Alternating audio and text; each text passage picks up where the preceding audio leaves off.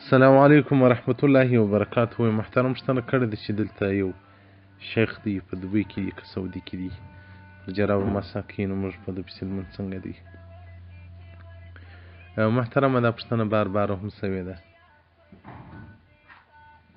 او بعضو خلکو یو حدیث مبارکه راستولی هم دی چې دوی په هغه باندې علم نه لري، هغه حدیث ور معلوم نه دی. نو هغه روایت ترمذي ذکر کړی دی چې رسول الله اسلام په جراب باندې مسح وکوله. نو دلته دا ورور پوښتنه کړې ده چې زموږ په دوی پسې په دغه وخت کې لمونځ څنګه دی چې دوی پر جراب باندې مسح کوي او موږ څه وکړو؟ محترمه یو پر موضوع باندې مسح ده، یو پر جرابو باندې مسح ده. پر موضوع باندې مسح کول دا په حدیثو متواتره باندې ثابت ده، حتی د تواتر رسېدلې ده دا خبره چې پر موضوع باندې مسح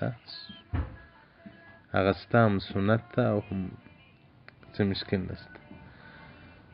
او پر جرابو باندې مسح کول په دې کې اختلاف دی. بعض علما کرام مطلق کوي پر جراب باندې مسح نه رسي.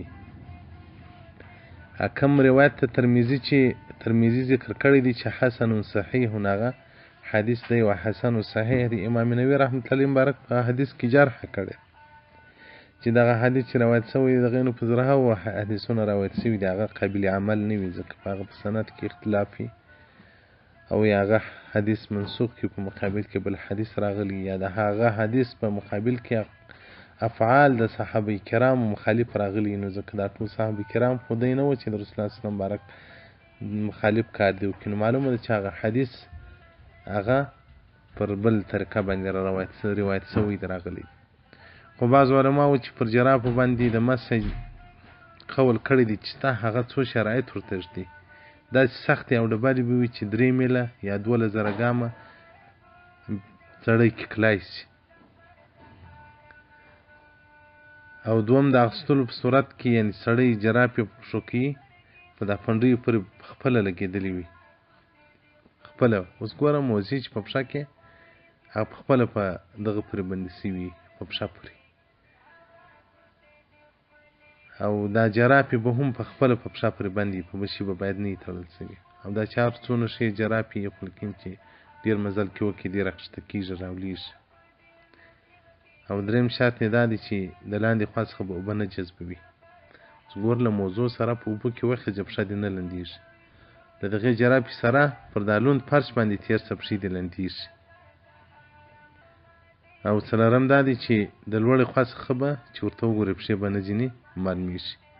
او دا چې لکه اوس چې دا د لیلون جراب یا د پلاستیک څخه جوړ شوي دي په دې کې دا شرایط نشته، پر دې باندې مسح نه ده روا.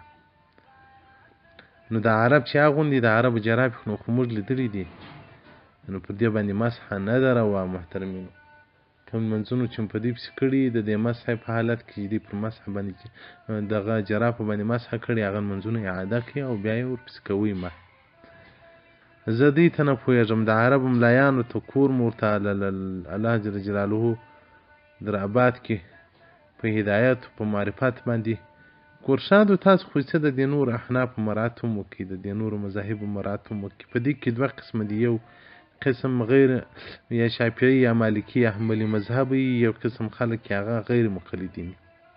هغه غیر مقلدین خو هیڅ هغه خو پرېږدي په خپله مخه باندې، هغه خو د الله هلاک تباه او برباد کړي. او دا نور علما چې دي په مذاهبو کې دي خو یا شافعي مذهب دي یا مالکي مذهب دي یا حنبلي مذهب دي، هغه باید زموږ مراعات وکړي په دې شیانو کې.